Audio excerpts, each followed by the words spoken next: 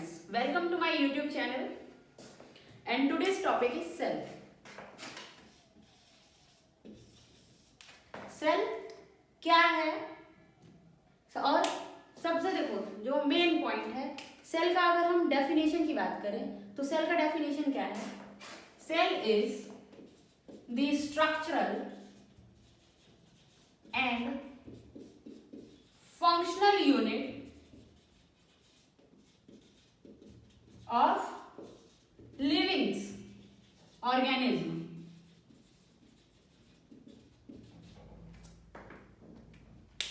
Cell क्या है? Cell जो है स्मॉलेस्ट यूनिट है एक लिविंग थिंग्स की। ठीक, अब ऐसा माना जाता है, देखो आप लोगों ने ये आपने सोचा कि लाइफ कहाँ से है, क्योंकि हमने नॉर्मली कहते हैं कि जो सेल है वो लिविंग थिंग्स की है, तो लिविंग थिंग्स पूरा बनाता है सेल। तो ऐसा क्या हुआ होगा, कैसे सेल की स्टार्टिंग क्या होगी, ऐसा कौन सा सेल हुआ होगा जिससे अर्थ पे लिविंग्स आए? ऐसा माना जाता है कि जो सबसे जिससे, ठीक है, एक होता है Luca. Luca means last universal common ancestor.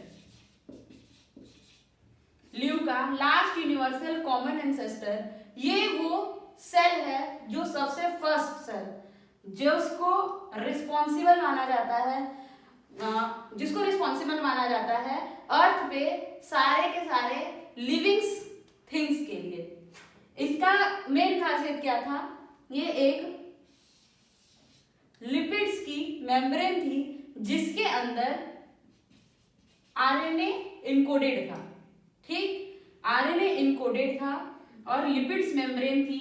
इसी को माना जाता है कि Luca means last universal common ancestors से ही अर्थ पर जितने भी एग्जिस्टिंग लिविंग्स थिंग्स हैं, लिविंग्स ऑर्गेनिज्म हैं, वो इस ल्यूका से डेवलप हुए हैं। ठीक है, अब जो सेल है, सबसे पहले सेल की डिस्कवरी किसने की थी? सेल की डिस्कवरी 1665 में discovered by Robert Hooke. Robert Hooke क्या कर रहे थे?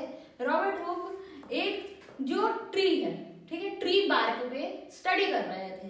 तो उस ट्री बार्क पे जब वो स्टडी कर रहे थे तो वो उनके पास अपना कंपाउंड माइक्रोस्कोप था। उनके पास जो माइक्रोस्कोप था, उन्होंने बार्क में देखा कि थ्रेड्स जो नॉर्मल एक थ्रेड्स की तरह, एक जो नॉर्मल रूम है या कमरा बोल रहे हैं उसकी तरह कुछ क्या थे, ऐसे ऐसे कमरे की तरह कुछ इमेजेस उनको दिखाई दिए।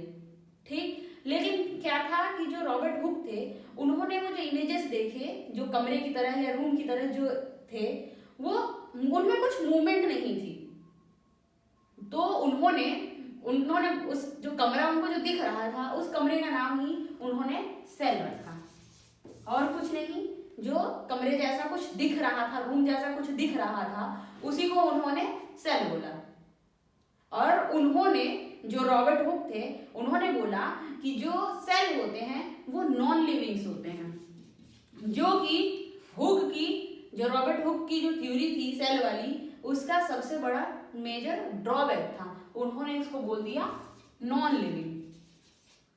उसके बाद इस पे फर्दर स्टडी हुई और एक new scientist Antony von Leeuwenhoek. अब लीवेनहॉक, उन्होंने, उनके पास जो कंपाउंड माइक्रोस्कोप था वो मोर रिजॉल्विंग था, उसमें जो रिजोल्यूशन पावर थी वो ज्यादा थी। उन्होंने, जब लीवेनहॉक ने स्टडी की सेल की, तब उन्होंने देखा कि जो सेल्स हैं उसमें कुछ मूवमेंट्स हैं, कुछ ऑर्गेनल्स हैं, कुछ है उसमें कुछ मूवमेंट्स। तो उन्होंने बोला कि ये जो सेल होते हैं वो लिविंग्स होते हैं, सेल लिविंग्स होते हैं।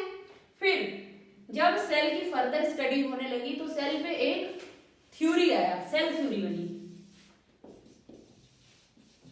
सेल थ्योरी, जो मॉडर्न सेल थ्योरी एंड जो ओल्ड सेल थ्योरी थी। सेल थ्योरी के अकॉर्डिंग दो साइंटिस्ट थे, सिडनर एंड स्वान। स्वान एंड सिडनर ने उस सेल थ्योरी को दिया, जिसमें उन्होंने कहा कि जितने भी ऑल जो लिविंग थिंग्स हैं, जितने भी लिविंग ऑर्गेनिज्म हैं, लिविंग थिंग्स हैं, वो क्या है, वो सेल से बने हुए हैं। जितने भी लिविंग ऑर्गेनिज्म हैं वो सेल से बने हुए हैं। सेल उनका क्या है, बिल्डिंग ब्लॉक है, बिल्डिंग ब्लॉक है सेल। और जो एग्जिस्टिंग सेल है, जो एग्जिस्टिंग सेल है वही फर्दर डिवाइड होके वो न्यू सेल बनाएगा। सेल एग्जिस्टिंग सेल से ही न्यू सेल बनेगा। फिर आया मॉडर्न थ्योरी। मॉडर्न थ्योरी में ये बोला गया कि अलग अलग टाइप्स के सेल्स होते हैं जो कि डिफरेंट डिफरेंट वर्क करने के लिए रिस्पॉन्सिबल होते हैं। और जो सेल होते हैं वो कार्बन, जो सेल हैं वो कार्बोहाइड्रेट्स के ब्रेकडाउन से, कार्बोहाइड्रेट्स का ब्रेकडाउन होता है, ब्रेकडाउन से एनर्जी प्रोड्यूस होती है। जो एनर्जी प्रोड्यूस होती है और वही एनर्जी पर्टिकुलर पूरी बॉडी को क्या होते हैं, नीडेड होते हैं। अब हम कह रहे हैं सेल, सेल ये बनता कैसे है, सेल कैसे बनता है, सेल क्या होता है। हमने ये जान लिया कि सेल क्या होता है। आपको पता है जो हमारे ह्यूमंस बॉडी है उसमें ट्रिलियंस ऑफ सेल्स हैं, बिलियंस ट्रिलियंस सेल से हमारे ह्यूमन बॉडी बना हुआ है। अब एक पर्टिकुलर सेल है वो कैसे बनता है, क्योंकि हमने जो ल्यूका की बात की, जो ल्यूका था वो क्या था, जो स्टार्टिंग, जिससे अर्थ पे जितने भी लिविंग थिंग्स हैं उसकी स्टार्टिंग उसको माना जाता है। अब सेल बनने के लिए जैसा हमने बताया था कि जो सेल्स हैं वो प्री एग्जिस्टिंग सेल्स से ही बनते हैं। अब कोई भी न्यू सेल्स कैसे बनते हैं, सेल बनते हैं sperm, sperm and ovum, spermatozoa and ovum. Sperm क्या है, ये फीमेल गैमीट्स हैं।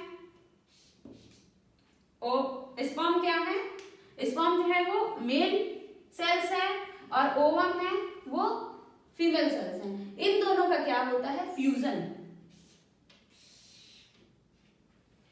Male gamete and female gamete का जब फ्यूजन हुआ, जो मेल गैमीट है ये दोनों ही हैप्लॉइड होते हैं। एन मीन्स 23 क्रोमोसोम्स ओवम के और 23 क्रोमोसोम्स स्पर्म के। ये दोनों जब आपस में फ्यूज हुए तो इन्होंने क्या बनाया, इनका फर्टिलाइजेशन हो गया, फ्यूजन हो गया। फ्यूजन हुआ तो बना जाइगोट। अब जो जाइगोट है ये हैप्लॉइड मिलके डिप्लॉइड सेल बनाए, 2n हो गया, मतलब कि 46 क्रोमोसोम्स। अब ये जो सेल है, जाइगोट क्या है, एक सेल है। अब वो सेल क्या करेगा, इनका फर्दर डिवीजन होगा, ठीक है।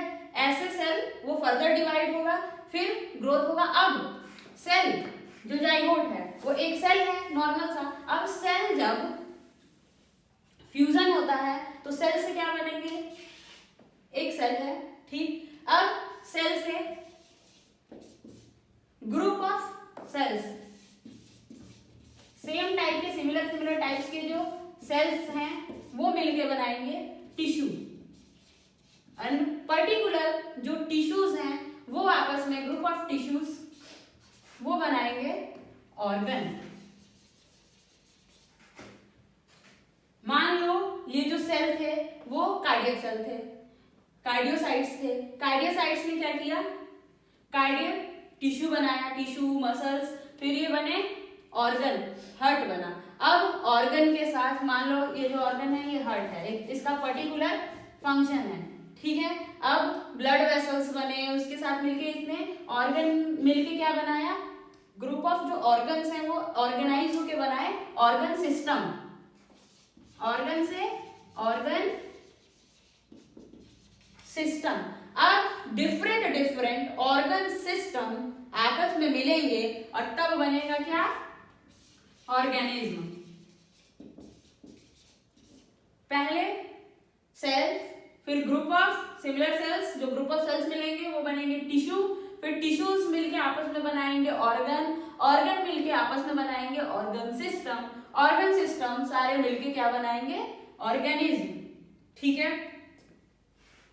अब हम पढ़ते हैं सेल के स्ट्रक्चर के बारे में। हमने ये जान लिया कि जो सेल हैं वो क्या हैं, कैसे होते हैं, क्या कैसे बनते हैं, जैसे सेल डिवीजन फर्दर होता है।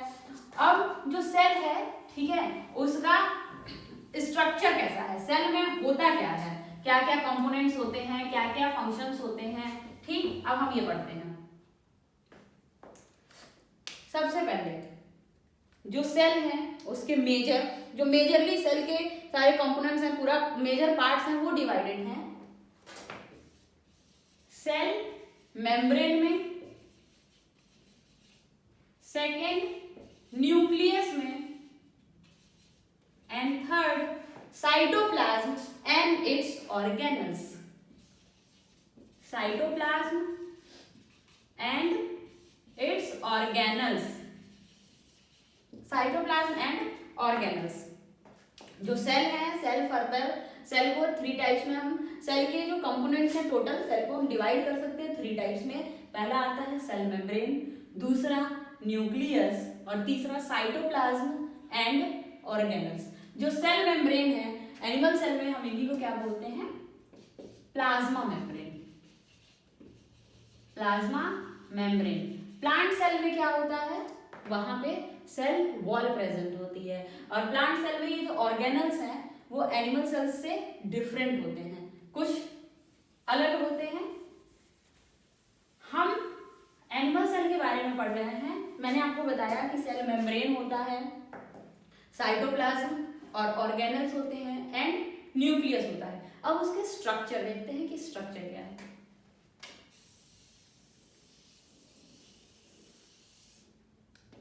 ये सेल मेम्ब्रेन है, सेल मेम्ब्रेन या फिर प्लाज्मा मेम्ब्रेन।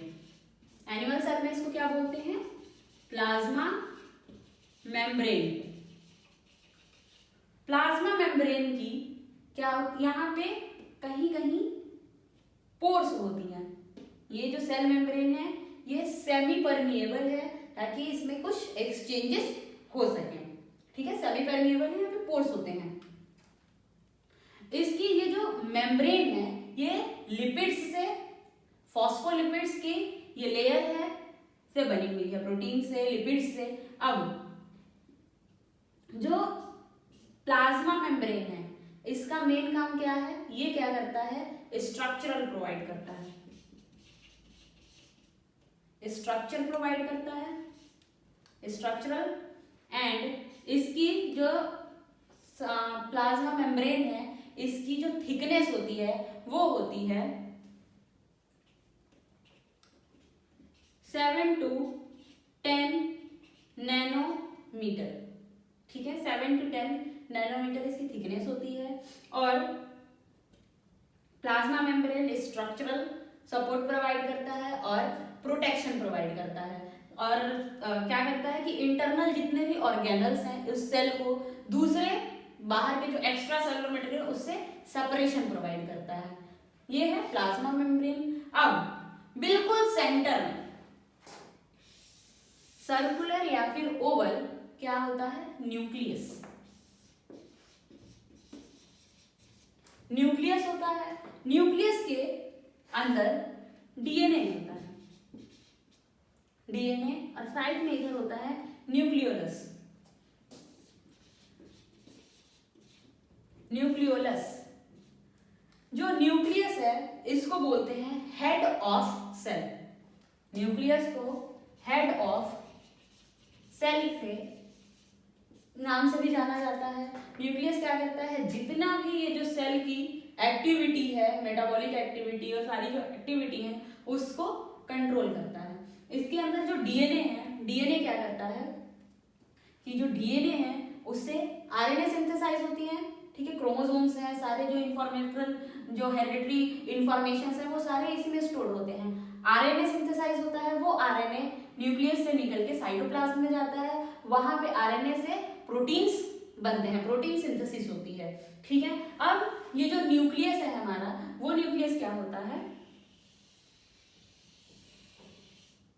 न्यूक्लियस जो है वो डबल मेम्ब्रेन क्या है, मेम्ब्रेन से एक अलग सेपरेशन है। जो देखो एक प्लाज्मा मेम्ब्रेन एक अलग सेपरेशन है सेल की, और उसके अंदर जो ऑर्गेनल्स हैं, कुछ ऑर्गेनल्स में डबल मेम्ब्रेन है, कुछ में सिंगल मेम्ब्रेन है, उनका खुद एक फर्दर मेम्ब्रेन है जो उनको सराउंडिंग से अलग बना के रखते हैं। जो न्यूक्लियस का जो मेम्ब्रेन है उसको बोलते हैं न्यूक्लियर इनवेलप। अब आते हैं साइटोप्लाज्म में। साइटोप्लाज्म एक फ्लूइड होता है, साइटोप्लाज्म एक फ्लूइड होता है जो कि सेल के अंदर थिक फ्लूइड है जो प्रेजेंट है, और इसी थिक फ्लूइड में जो बाकी सेल ऑर्गेनल्स हैं वो क्या है, सस्पेंडेड है। ठीक है, ये क्या है, साइटोप्लाज्म। साइटोप्लाज्म। अब ये जो हमारा जो ये न्यूक्लियस है, न्यूक्लियस के अंदर भी एक फ्लूइड होता है, लेकिन वो साइटोप्लाज्म नहीं होता है, उसको कहते हैं न्यूक्लियोप्लाज्म। इसके अंदर भी फ्लूइड है प्रेजेंट, उस फ्लूइड को बोलते हैं न्यूक्लियोप्लाज्म। न्यूक्लियोप्लाज्म उसको बोलते हैं। अब न्यूक्लियोलस क्या करता है, न्यूक्लियोलस जो है वो प्रोटीन सिंथेसिस के लिए जो स्टैटिक मटेरियल चाहिए वो प्रोवाइड करता है। ठीक है, अब हमने न्यूक्लियस के बारे में जान लिया, सेल मेम्ब्रेन के बारे में जान लिया। अब साइटोप्लाज्म और उसके अंदर जो मेम्ब्रेन्स होती हैं उसके बारे में जानते हैं। एक माइटोकॉन्ड्रिया होता है, माइटोकॉन्ड्रिया प्रेजेंट होता है। ठीक है, माइटोकॉन्ड्रिया, इसको क्या बोलते हैं, माइटोकॉन्ड्रिया। माइटोकॉन्ड्रिया का जो मेन काम है वो है एनर्जी प्रोड्यूस करना। माइटोकॉन्ड्रिया क्या करता है, एनर्जी प्रोड्यूस। अब एनर्जी जो प्रोड्यूस कर रहा है वो किस फॉर्म में कर रहा है, in the form of ATP, adenosine triphosphate. Adenosine triphosphate के फॉर्म में माइटोकॉन्ड्रिया क्या कर रहा है, एनर्जी प्रोड्यूस कर रहा है। क्योंकि माइटोकॉन्ड्रिया एनर्जी प्रोड्यूस करता है इसलिए माइटोकॉन्ड्रिया को कहते हैं पावर हाउस ऑफ सेल। क्या बोलते हैं, power house of cell. Power house of cell बोलते हैं माइटोकॉन्ड्रिया को। माइटोकॉन्ड्रिया क्या करता है, जैसे कोई भी जब ह्यूमन बॉडी है कुछ भी, जब कार्बोहाइड्रेट्स की ब्रेकडाउन होती है तो कार्बोहाइड्रेट्स के ब्रेकडाउन से अंदर माइटोकॉन्ड्रिया के अंदर क्रैब साइकिल चलता है, बायोकेमिकल रिएक्शंस होते हैं जिससे वो एटीपी प्रोड्यूस करता है एनर्जी। जो सेल उस एटीपी को, जो एटीपी जनरेट हुआ है एनर्जी, उसको सेल क्या करता है, यूटिलाइज करता है। अब माइटोकॉन्ड्रिया के बाद हम एक एंडोप्लाज्मिक रेटिकुलम, इसे ईआर कहते हैं। एंडोप्लाज्मिक रेटिकुलम क्या है, न्यूक्लियस के साथ ही अटैच्ड होता है। एंडोप्लाज्मिक रेटिकुलम न्यूक्लियस के साथ अटैच्ड ऑर्गेनल्स है, और एंडोप्लाज्मिक रेटिकुलम, एंडोप्लाज्मिक रेटिकुलम ये क्या, ये टू टाइप का होता है, rough endoplasmic reticulum and smooth endoplasmic reticulum. ये जो एंडोप्लाज्मिक रेटिकुलम है, अगर इसके सरफेस पे राइबोसोम्स प्रेजेंट हो तो उसको बोलते हैं rough endoplasmic reticulum, RER, rough endoplasmic reticulum. और अगर इसके सरफेस पे राइबोसोम्स प्रेजेंट नहीं है तब हम इनको बोलेंगे स्मूथ एंडोप्लाज्मिक रेटिकुलम, SER। अब जो रफ एंडोप्लाज्मिक रेटिकुलम है वो क्या करते हैं, वो प्रोटीन सिंथेसिस करते हैं, और जो स्मूथ है वो लिपिड सिंथेसिस करते हैं। Rough protein, smooth lipids.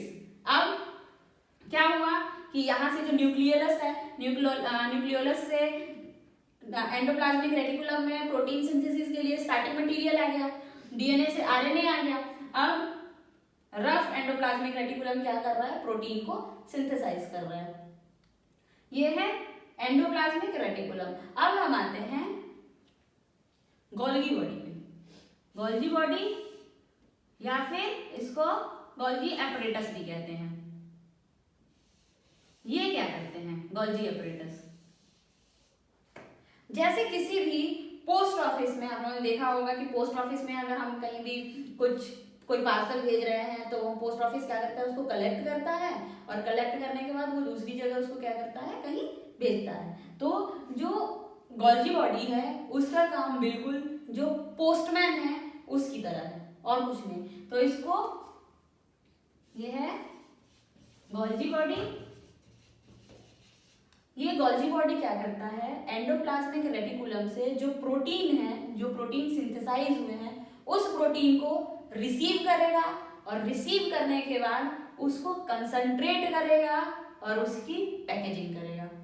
ठीक है, अब गोल्गी बॉडी हो गया, माइटोकॉन्ड्रिया हो गया, एंडोप्लाज्मिक रेटिकुलम हो गया। अब लाइसोसोम। लाइसोसोम इनको बोलते हैं suicidal bag of cell. Lysosome, lysosomes को सुसाइडल बैग कहते हैं, याद रखना, सुसाइडल बैग ऑफ सेल। क्यों? क्योंकि इसके अंदर क्या होती है, कुछ एंजाइम्स होते हैं। ये जो एंजाइम्स हैं उस सेल को ही डाइजेस्ट करने का काम करते हैं। सेल को डाइजेस्ट कब करते हैं, जब मान लो ये सेल है, सेल की इंजरी हो गई है, ठीक है, सेल की इंजरी हो गई तो ये जो हमारे लाइसोसोम्स हैं ये एक्टिवेट होते हैं और उस सेल को डाइजेस्ट कर लेते हैं। अब वैक्यूल्स, वैक्यूल्स क्या होते हैं, कोई भी जो प्रोटीन्स हैं या कुछ भी कोई फूड मटेरियल उन सबको वैक्यूल्स क्या करते हैं, उसको स्टोर करते हैं। अब आता है माइक्रोट्यूब्यूल्स। माइक्रोट्यूब्यूल्स, माइक्रोफिलामेंट्स, किसी भी प्रोटीन की मूवमेंट्स को इस जगह से मूवमेंट उस जगह करना है और इसका काम माइक्रोट्यूब्यूल्स करते हैं, फिलामेंट्स करते हैं। माइक्रोट्यूब्यूल्स और माइक्रोफिलामेंट्स ये मिलके क्या बनाते हैं, एक जो सेल है उसका साइटोस्केलेटन बनाते हैं। अब साइटोस्केलेटन आया तो अगर सेल की स्टडी, ठीक, सेल की स्टडी किसमें की जाती है, साइटोलॉजी। सेल की स्टडी को किस में कहते हैं, किस ब्रांच में, cytology. Cytology is the branch of biology जिसमें हम क्या करते हैं, सेल की स्टडी करते हैं। ये था सेल के बारे में। अब हम पढ़ेंगे कि सेल के फंक्शंस क्या होते हैं। जो सेल है पूरा, जो हमारे बॉडी में टोटल देखो डिफरेंट टाइप्स के सेल्स होते हैं, जैसे कि कार्डियोसाइट्स हो गए, नेफ्रॉन हो गए, न्यूरॉन्स हो गए। अब उन सारे सेल्स की हम क्या कर रहे हैं, फंक्शंस कर रहे हैं। फंक्शंस ऑफ सेल, सेल की फंक्शंस क्या है, functions of cell. Functions of cell में आएगा ingestion and assimilation. Ingestion and assimilation. एक सेल क्या करता है, जैसे कि कोई भी न्यूक्लिक एसिड, अमाइनो एसिड्स हो गया, किस चीज को क्या कर रहा है, वो इंजेस्ट कर रहा है। जो एक्स्ट्रा सेलुलर मैट्रिक्स से आ रहे हैं, इंट्रा सेलुलर स्पेस से आ रहे हैं, सेल क्या कर रहा है, उसको इंजेस्ट कर रहा है। किस लिए, ताकि वो खुद की ग्रोथ में आ सके। तो उसको वो होता है इंजेशन एंड एसिमिलेशन। अब growth and repair, growth and repair. Cell है, ठीक है, जो सेल, एक सेल है, उस सेल से जब माइटोटिस डिवीजन होगा, माइटोसिस होगा, मियोसिस होगा, डिपेंड करता है कि कौन सा सेल है, कहाँ पे है, तो उसके डिवीजन होंगे और वो सेल, एक सेल से दो सेल बनेगा डिवीजन के थ्रू। ऐसे होगा, जैसे कि सिंपल सी बात है, आप लोगों ने एक चीज नोटिस की होगी कि जब अगर किसी के फ्रैक्चर हो गया, ठीक है, मान लो ये हाथ है, यहाँ पे फ्रैक्चर हो गया, तो फ्रैक्चर होता है तो क्या करते हैं, वहां पे क्या कहते हैं कि नॉर्मल डॉक्टर क्या करता है कि प्लास्टर लगाता है। प्लास्टर क्यों लगाता है, क्योंकि जब वो चीज फ्रैक्चर हो गई है, मान लो ये सिंपल बोन है, यहाँ फ्रैक्चर हो गया है, उसको हमने क्या किया, प्लास्टर कर लिया, तो हमारे खुद जो ऑस्टियोसाइट्स हैं, बोन वाले जो सेल्स हैं, वो क्या करेंगे, सेल साइकिल के थ्रू वो एक्टिवेट होंगे और जहां पे जो ब्रेकेज हुए, जो जहां पे फ्रेगमेंट्स हो गई हैं, फ्रैक्चर हो गई है, वहां पे आके उसका क्या करेंगे, रिपेयर करने लगेंगे। तो ये काम होता है ग्रोथ का और रिपेयर का, सेल का। अब third, injection and assimilation, growth and repair, third क्या है, रेस्पिरेशन।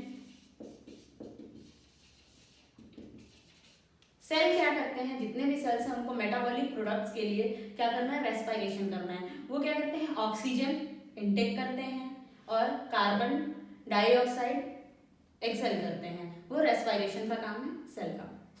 अब मेटाबॉलिज्म, मेटाबॉलिज्म क्या होता है, जितने भी सम ऑफ केमिकल रिएक्शंस, जितने भी बॉडी के अंदर कितने भी रिएक्शंस चल रहे हैं उसको बोलते हैं मेटाबॉलिज्म। अब जो मेटाबॉलिज्म है वो फर्दर टू टाइप्स के होते हैं। मेटाबॉलिज्म टू टाइप्स के होते हैं, कैटाबॉलिज्म एंड एनाबॉलिज्म। मेटाबॉलिज्म में हमने ये बोला कि some of chemical reactions is called metabolism. Metabolism is further divided into catabolism and anabolism. अब कैटाबॉलिज्म और एनाबॉलिज्म, क्योंकि हम मेटाबॉलिज्म कर रहे हैं, कैटा और एना, कोई भी, ठीक है, एक कॉम्प्लेक्स कंपाउंड है, मान लो कार्बोहाइड्रेट्स है, कार्बोहाइड्रेट्स फर्दर क्या होगा, वो टूटेगा, ठीक, वो जो मॉलिक्यूल्स हैं, मैक्रो मॉलिक्यूल्स हैं, वो ब्रेक डाउन होके माइक्रो मॉलिक्यूल्स में चेंज होंगे, स्मॉल मॉलिक्यूल्स में चेंज होंगे। जैसे कि कार्बोहाइड्रेट्स है, ये ऑक्सीडाइज होगा, ये टूटेगा, तो ये क्या चीज बनाएगा, ये शुगर्स बनाएगा।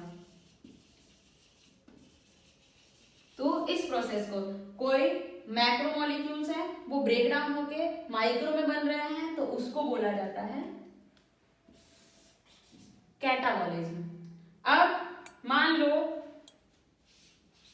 अमाइनो एसिड्स हैं, अमाइनो एसिड्स, ये जो अमाइनो एसिड्स हैं क्या है, ये छोटे से मॉलिक्यूल्स हैं। अब अगर छोटे छोटे मॉलिक्यूल्स आपस में अटैच्ड होके बड़ा कुछ मॉलिक्यूल्स बना रहे हैं, उस प्रोसेस को बोलते हैं एनाबॉलिज्म। जैसे कि अमाइनो एसिड्स मिलेंगे, अमाइनो एसिड्स आपस में जब कंपोज होंगे, मिलेंगे, तो वो क्या बनाएंगे, प्रोटीन्स बनाएंगे। प्रोटीन्स क्या है, मैक्रो मॉलिक्यूल्स हैं। अब बड़े मॉलिक्यूल का टूटना, छोटा होना, उसको बोलते हैं कैटाबॉलिज्म। छोटे छोटे मॉलिक्यूल्स का आपस में मिलना, उसको बोलते हैं anabolism. Most of student catabolism और एनाबॉलिज्म एक्टिविटी जो है उससे कंफ्यूज हो जाते हैं। उस कंफ्यूजन को कैसे दूर करना है, बस याद रखना एनाबॉलिज्म, एना से बस याद रखना, आना मतलब पास में आना, और अगर दो लोग अलग हैं तो छोटे छोटे चीज हैं, जब वो पास में आएंगे तो वो बड़े बनेंगे, तो मतलब कि दो माइक्रो मॉलिक्यूल्स हैं वो आपस में जुड़ रहे हैं। एनाबॉलिज्म में क्या हो रहा है, एडिशन हो रहा है, ठीक है। और कैटाबॉलिज्म में याद रखना, कैटा मीन्स काटना, किसी चीज को, मान लो यही है, अगर इसको हम काटेंगे तो क्या हो जाएगा, ये पार्ट में डिवाइड होगा, मतलब कि इसमें सब्सट्रैक्शन हो रहा है, वो चीज क्या हो रही है, अलग हो रही है। तो ये था। अब जो नेक्स्ट है रिप्रोडक्शन, एक्सक्रीशन, डाइजेशन। नेक्स्ट जो उसके फंक्शंस हैं वो हैं reproduction, digestion, irritability and conductivity, responsiveness. ये सब क्या है, सेल के फंक्शंस हैं। आई होप आपको सेल समझ आया हो। Thank you.